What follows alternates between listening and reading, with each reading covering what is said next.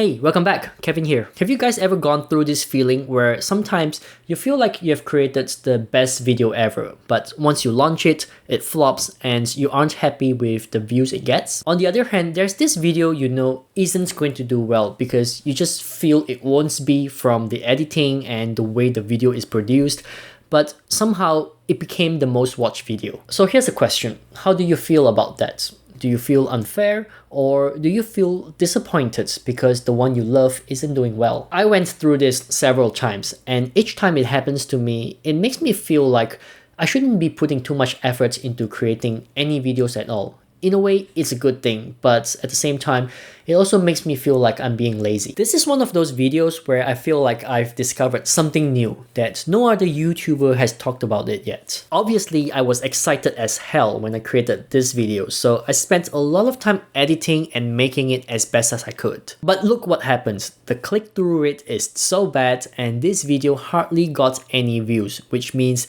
this is a video people find boring. Or even this video, just look at the click-through rates. Absolutely horrible. The saddest part to me here is I actually spent a lot of time editing this video, like a lot more than usual. But to actually get views like this, it just makes me sad. Have you guys ever felt this way? If so, what did you do about them? Does it make you feel like you do not want to create any more videos?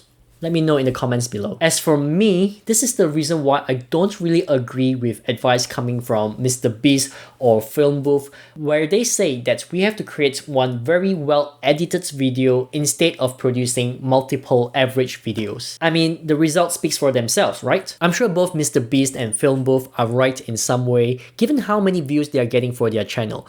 But part of me thinks that once you gain those traction, you sort of ride that momentum as well. The other thing that happens to my channel is sometimes the video that I did little to no editing to ends up being the best video. And this makes me think twice about over editing, because why spend additional time getting extra B-roll footage and editing when my viewers just want it simple? Here's a video that caught me completely by surprise. This is a video that I know is going to tank, that I know will not do well, or at least that's what I assumed. So I did literally no keyword research, nothing. I just did a really simple thumbnail that took me less than a minute to do and typed in a title that contains no keywords whatsoever. But look at the click-through rate, 15.8% in the first 3 hours. Here's another one, 15.8% CTR again in 5 hours. This is the highest CTR ever on my YouTube channel. But to me, there's nothing special about this video. It was just me pretty much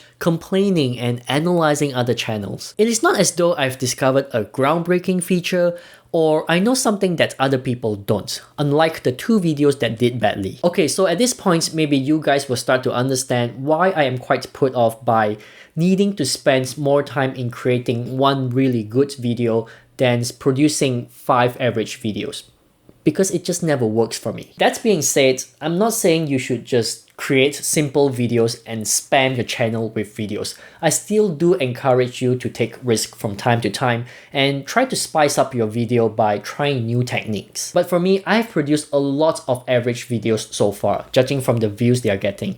And I think I know why some videos perform well and some don't. So check this out. First, every channel has their own unique audience. Take my channel and Film Booth's for example. We are both in the same niche, but Film Booth is miles ahead of mine in terms of subscribers and views. In fact, my videos right now are exactly like Film Booth's in his early days, just him sitting there talking and talking. It is very different from his current videos where there's a lot of acting and editing and so many different footage every few seconds. So it only makes sense that we should all follow Film Booth's editing style instead of mine, right? Except this is where I disagree, because there is one thing unique to every YouTube channel, and that is your audience. Like for me, as an audience, I really enjoy Film Booth's content. I think he makes things interesting, he makes things entertaining, and he defines the term edutainment really, really well. But what he says in his videos though, It is not to say groundbreaking, he just makes it a lot easier to understand. Some of my other favorite YouTube channels are Graham Stephan, TechLead, and Channel Makers, where if you watch them closely, you'll notice that they're all doing talking head videos, where they just sit there and they talk and share their opinions. And I like that type of content. I really enjoy videos where I get to learn something valuable from other people's life experience. I want to see and hear how successful people think in a broader sense of things. Graham Stephan, TechLead, and even Channel Maker, they all have that same common trait, and I can watch their entire video even if there's little to no editing. So I guess the question here is, do you understand who your audience is and what do they want? Or do you just want what other channels have? Number 2, complaining in your videos attracts people more easily than a positive vibe video. Actually, scrap that. It should be making yourselves relatable pulls in views. From my experience, those videos I created that normally do not perform well are always those videos where I have good intentions in teaching people a certain thing. But soon I realized people don't want to be taught. They just want gossip and entertainment, and that's fair enough given YouTube is a media platform. What's even more powerful though is whining. And I'm not talking about whining about the small little things like an entitled little brat. That's different.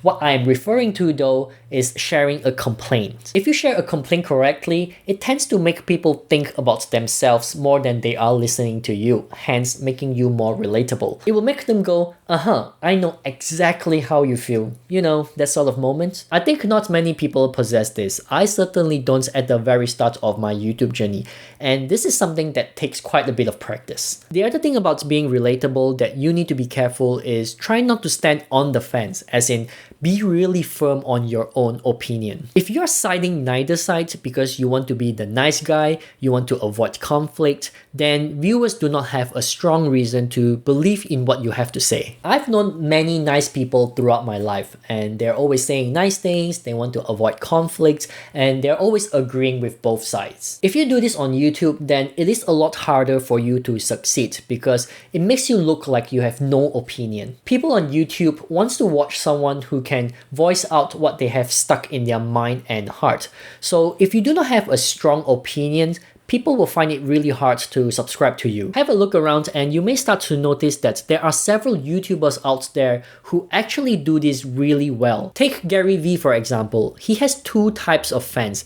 Either you hate him or you love him. You can't love and hate him at the same time, and it isn't your fault. He is the one who made a clear distinction on what type of audience he wants to capture. So find a way to make yourself relatable. It is not only the key to getting viewers to your channel, but it is also the key to running any businesses, especially if you are selling a service. Okay, final one. Just keep it simple. If you look at these two videos with high CTR again, you'll see two things. 1. The thumbnails create some curiosity and it is simple. 2. The title is straightforward and also very simple. To make a video that gets lots of views, sometimes all it takes is for you to not spend too much time thinking about the perfect thumbnail and title. I mean, they shouldn't be an afterthought, but you shouldn't need to spend 1 hour creating this perfect thumbnail and title because you're only limited to your own creativity. The problem I had with all of this is